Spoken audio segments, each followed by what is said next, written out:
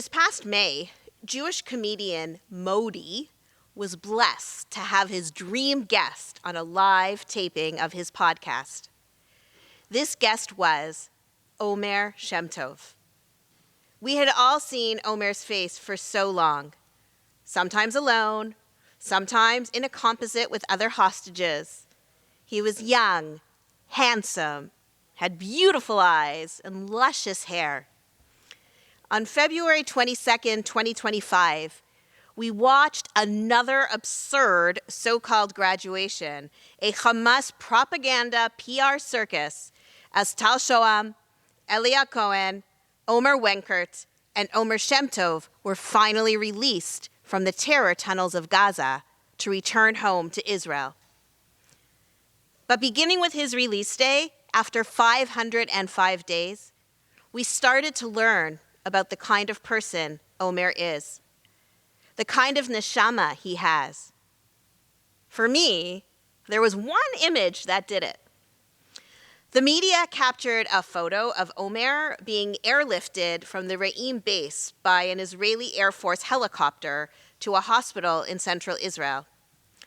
On a whiteboard, this is what he wrote: Achshav hakol beseder, toda la'am Yisrael hayakar, ulechol hachayalim v'hachayalot. Now everything is okay. Thank you to the dear people of Israel and to all the soldiers. And then he added in a different color, Ba li hamburger. I fancy a hamburger. When I first saw that photo back in February, it made me smile. I remember thinking, Omer has something special. When sharing the story of the days leading up to his release and the day he was freed, Omer told Modi, and I'm paraphrasing Omer a bit as English is not his first language, Omer told Modi, we get to the hospital and there were thousands of hamburgers waiting for me from all over Israel. Within his first moments of tasting freedom, Omer learned that when he speaks, people listen. 8 months after his release, I would like to share 3 enduring lessons that we can learn from Omer Shemtov to take with us into the new year. The first lesson is about transforming suffering into advocacy and responsibility for others. Like all who were kidnapped and held hostage by Hamas, Omer suffered, beginning with day 1 of his abduction from the Nova Music Festival by Hamas terrorists. Omer spent 400 days completely alone in solitary confinement, mostly in complete darkness, with very little light. Food and clean water were scarce. Omer was physically and verbally abused and threatened. He lost 37 pounds, and he was not a big guy to begin with. How he or any other hostage survived, we will never know.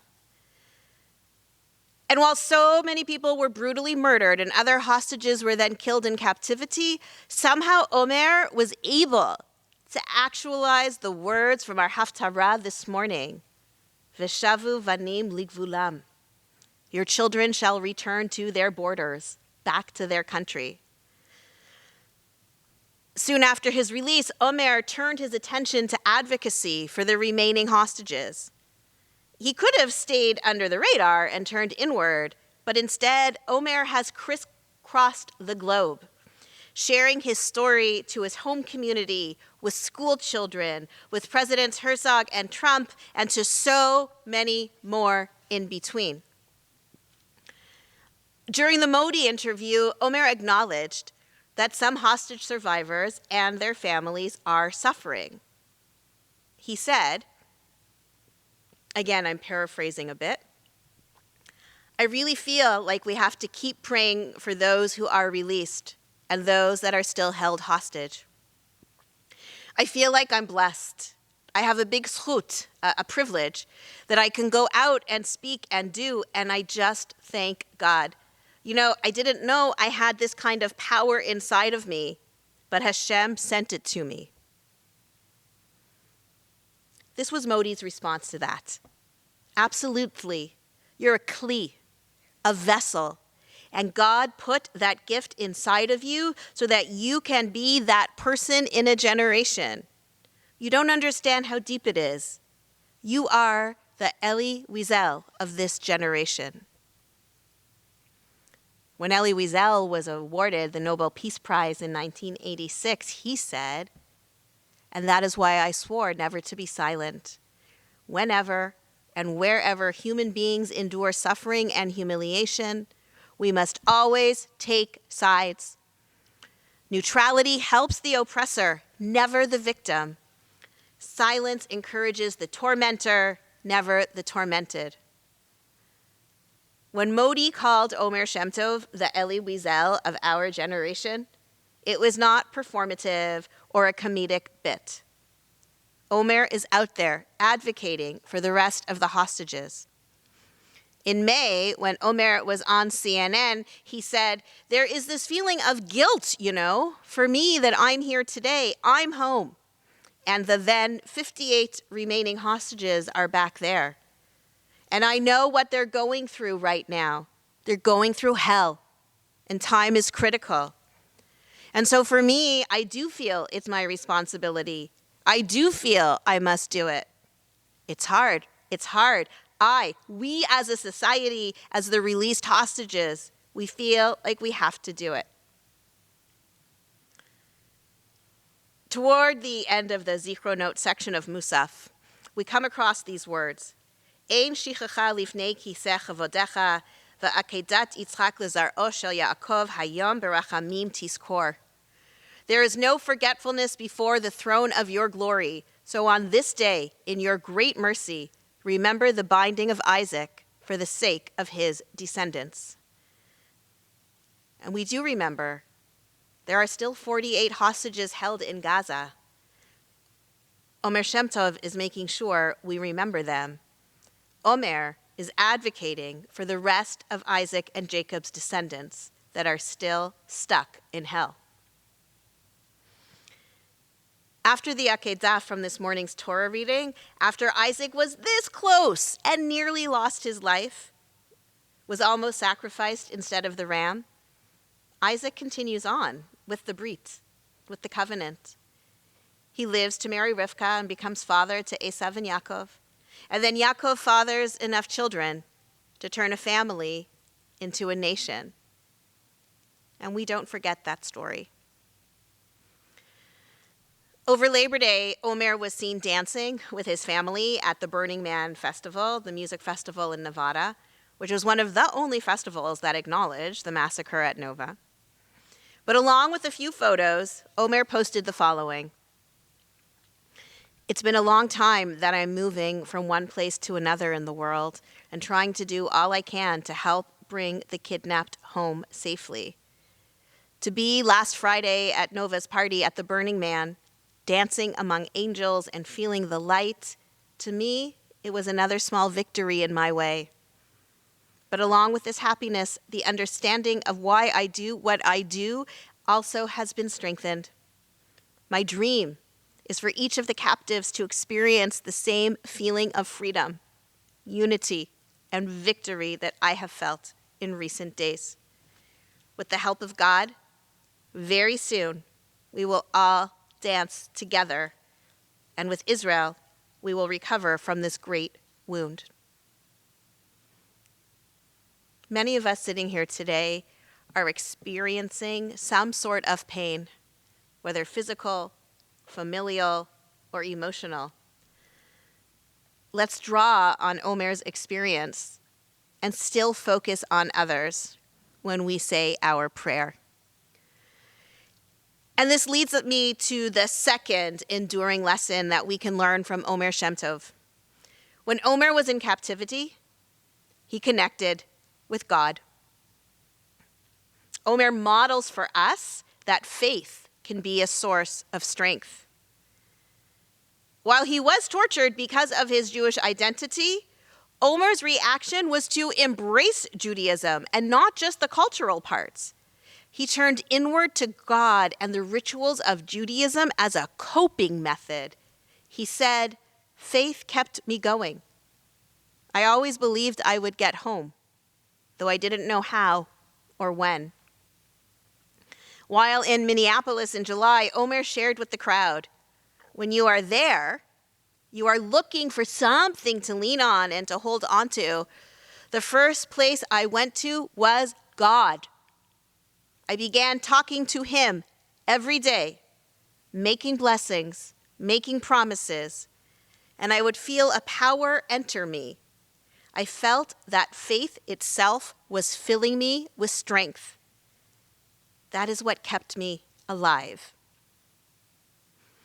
And this was new for Omer because he was secular before his abduction. Omer has also shared, for a period of 5 months in captivity, I had a small bottle of grape juice, which I used to make kiddush. During those 5 months, the bottle would not empty and the juice would not turn sour. This really reminded me of the miracle of the cruse of oil of Hanukkah. This is just one story of many that occurred to me that shows how good God is, how much God was with me there. In captivity, he tried to sanctify Shabbat. And no, I don't know where the grape juice came from. As an eyewitness, released hostage Itai Regev revealed that Omer started to observe Shabbat as much as he could right from the beginning. He would use a piece of toilet paper as a kippah and avoided turning on a flashlight that was his only source of light.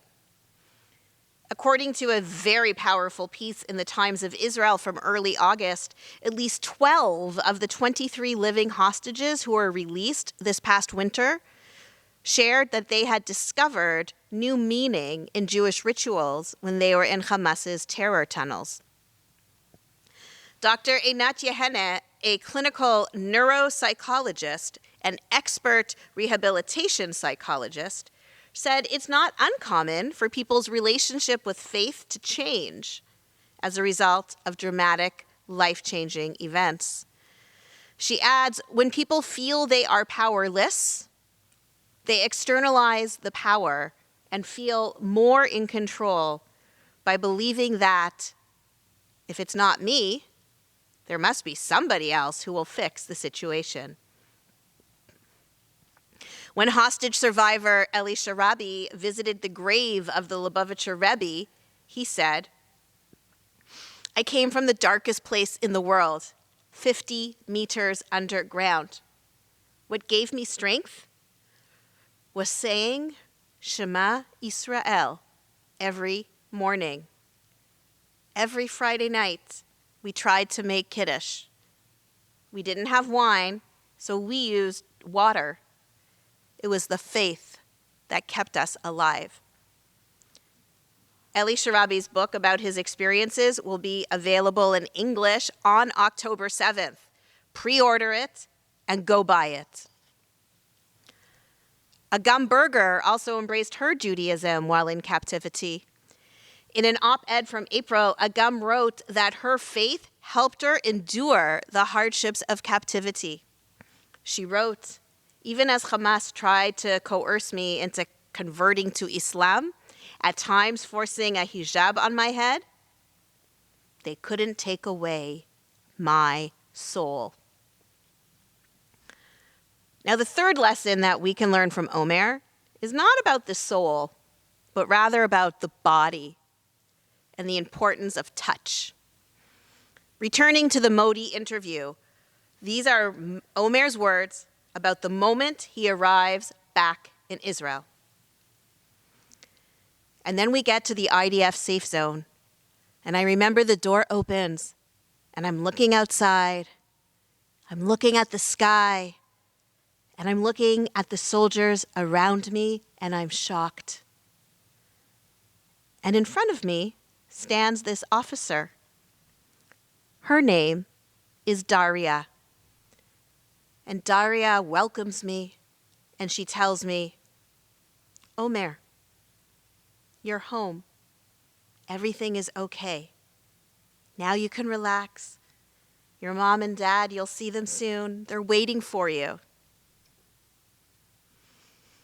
He continues, and I look at her, and I tell her,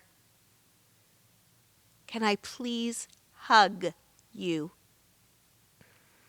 After those 505 days, all I needed was a hug, a bit of love. And I got it at that moment. And she gave me this amazing hug. And we hugged. And after a few minutes, I let go.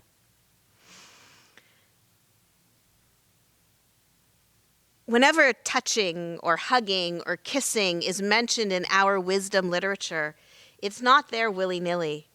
For example, Vayipach be'apav nishmat chaim. God blew into the first person's nostrils the breath of life. Creation is intimate.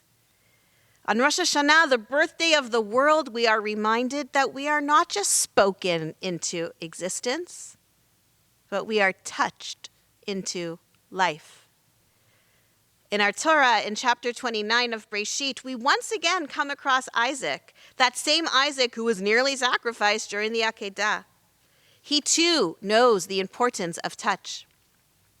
At this point in his life, he is old. His eyes are not as clear as they used to be.